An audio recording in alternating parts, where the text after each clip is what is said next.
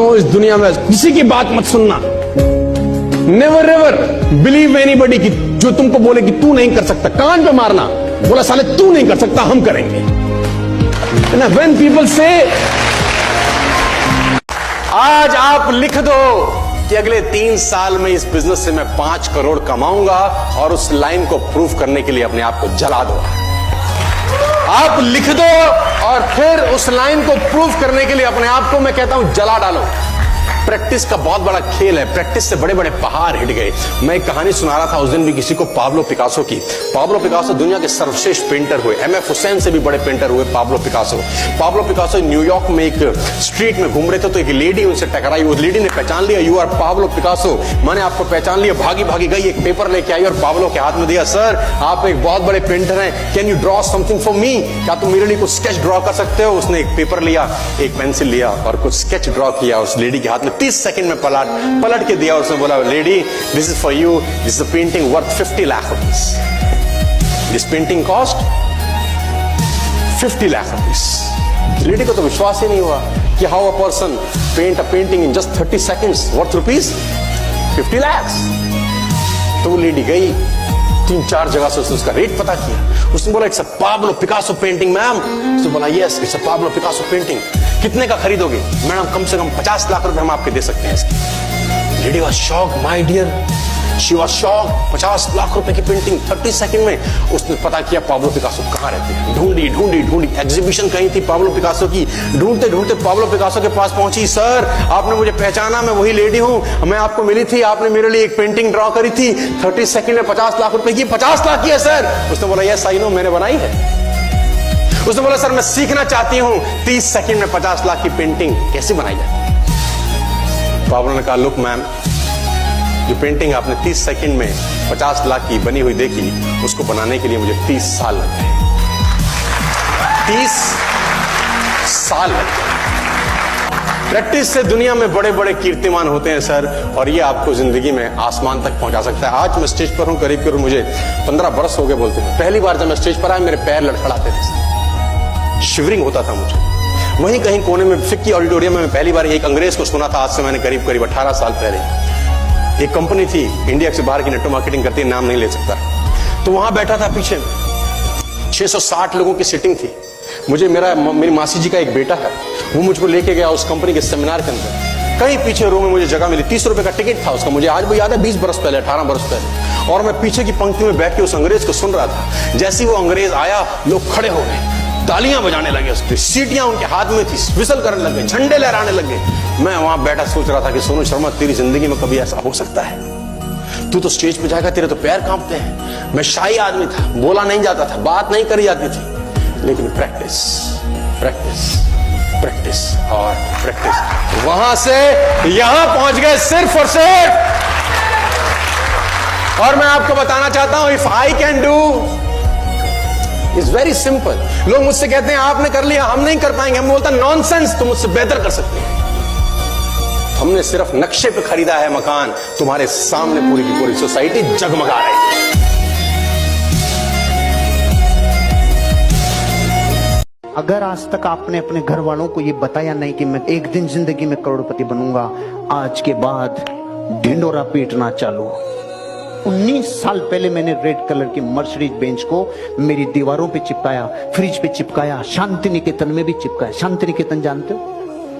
जहां शांति रहती है, कोई डिस्टर्ब नहीं कर सकता, वहां भी शांति से नहीं बैठ सके, इसलिए चिपकाया मैंने सब जगह। मेरे घर पे रिश्तेदार लोग आते थे तो वो कहते थे, साले क्या नाई की दुकान बना रखी तूने, इसके सफेदी करा ले रहे तूने नाई की दुकान। मैंने कहा एक दिन ये नाई की दुकान चमकेगी। फिर उन्होंने ही चमकवाया, क्योंकि वो मुझे हर साल कहते थे।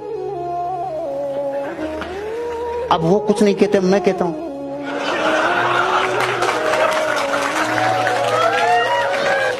एक बार अपनी जिंदगी की आंतरिक बातों को बाहर फेंक दो, मां कसम, आप नहीं लाओगे मर्सिडीज, दुनिया बम्बू डाल डाल के आपसे लुआएगी।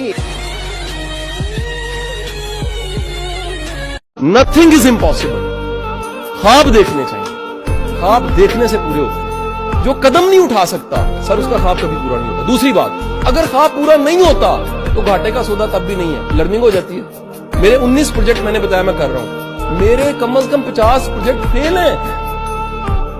जो फेल नहीं होता वो कामयाब भी नहीं होता। गलतियां करने से बंदा सीखता है। सर मैं बोलता हूं जिन लोगों ने दुनिया में शोहरत पाई है ना, मैं आपको ईमानदारी से बता रहा हूं, ये लोग काम में डूबे हुए लोग हैं। इनको अपने काम के अलावा कोई होश नहीं है और ट्रस्ट है पूरा अपने ऊपर, अपने काम के ऊपर विश्वास है। सर 3 साल एटलीस्ट 3 इयर्स इस धंधे में डूब जाना, ये धंधा सारी मुसीबतें दूर कर सकता है। और मैं बताना चाहूंगा आपको सर, काम में डूबे हुए लोग हैं। इन्होंने अपने प्रोफेशन से मोहब्बत की है दोस्तों, इन्होंने अपने प्रोफेशन पे शक नहीं किया कभी भी, never ever in their life. और मैं आपको बता दूं कि काम में डूबने का मतलब क्या होता है। मैं पढ़ता था उस आदमी की जीवनी जिसका नाम था नौशाद अली, जिन्होंने म्यूजिक दिया मुगल आजम। तो उस जीवनी में लिखा था कि नौशाद साहब की ये फिंगर के बीच का जो रास्ता होता है, ये फिंगर के बीच का जो रास्ता होता है और ये फिंगर के बीच का जो रास्ता होता है, ये सारी जगह जली हुई है, ये सारा जला हुआ है। क्यों जला है? सिगार पी रहे हैं और बैठ के सोच रहे हैं, और सिगार जलते जलते जलते जलते जलते जलते उंगली को जला के बुझ गया, लेकिन ध्यान जहां पर लगाया साला ध्यान नहीं हटा वहां से। सिगार ऊपर से नीचे तक जल गया, उंगली को भेद गया, जला डाला, लेकिन दिमाग जहां चल रहा है ना। मुझे कोई फर्क नहीं पड़ता कि दुनिया मेरे बारे में क्या बोलती है, क्या सोचती है, क्योंकि मैं औरों की तरह किस्मत के भरोसे नहीं हूं, मेहनत के भरोसे हूं। और मुझे अपनी मेहनत पर पूरा यकीन है कि आने वाले कुछ सालों के अंदर ये जितने भी बोलने वाले लोग हैं, इनको जवाब मेरी कामयाबी देगी। दिमाग से इतना खतरनाक बन जाओगे कि कोई चाहकर भी तुम्हें झुका नहीं पाएगा। बस ये कुछ नियम को आज से ही फॉलो करने लग जाओ। पहला, शांत रहना सीख लो। जितना तुम शांत रहोगे उतना तुम्हारा दिमाग चलेगा। जो व्यक्ति बहुत ही बुद्धिमान होते हैं वे बहुत शांत भी होते हैं। दूसरा, एक समझदार इंसान अपना ज्ञान हमेशा बढ़ाते रहता है, और इस इंटरनेट की दौर में गंदे वीडियो देखने से अच्छा है कि ऐसा वीडियो देखो जिसमें तुम्हें कुछ सीखने को मिले, बाकी तुम समझदार हो। तीसरा, कभी अपने ज्ञान का प्रचार मूर्ख लोगों के सामने मत करना, वरना तुम्हारा दिमाग और वे खराब कर देगा। उसके सामने उतना ही बोलना जितना कि वो समझ सके। नंबर 4, अपने कंफर्ट जोन से बाहर निकलो। जब एक मेढक कुएं में होता है तो उन्हें लगता रहता है कि दुनिया इतना ही बड़ा है, लेकिन जब वे कुएं से बाहर आता है तब उन्हें पता चलता है कि दुनिया कितना बड़ा है। बाकी तुम समझदार हो। बड़े लोग यूं ही साला बड़े नहीं हो गए, शेर का जिगरा लेके आए थे, अपने काम पे भरोसा था। ऐसा नहीं था कि 4 लोग पिन मारे तो साला गुब्बारा ही फट के हाथ में आ जाए। लेडीज एंड जेंटलमैन, अमेज़न 1994 में जेफ बेजोस ने स्टार्ट किया। 9 साल तक 1 रुपया नहीं कमाया इस आदमी ने। पल्ले से लगाता रहा, उधार मांग के लगाता रहा। पहले 9 साल 1 रुपया नहीं कमाया। 2003 में स्वाद चखा। आज 41,60,000 करोड़ का ब्रांड वैल्यू, दुनिया का नंबर 1 आदमी बना।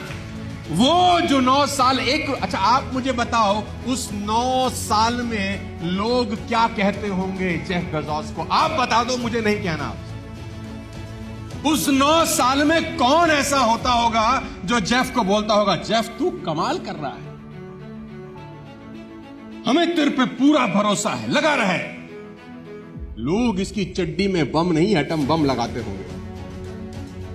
और 9 साल प्रॉफिट नहीं कमा रहा, यह बड़ी बात नहीं है। बड़ी बात यह है कि उस 9 साल में पैसा भी लगाया जा रहा है। पीछे से पैसे की बम्बार्डमेंट हो रही है, उधार मिल रहा है, उधार लगा रहा है, पल्ले से मिल रहा है, पल्ले।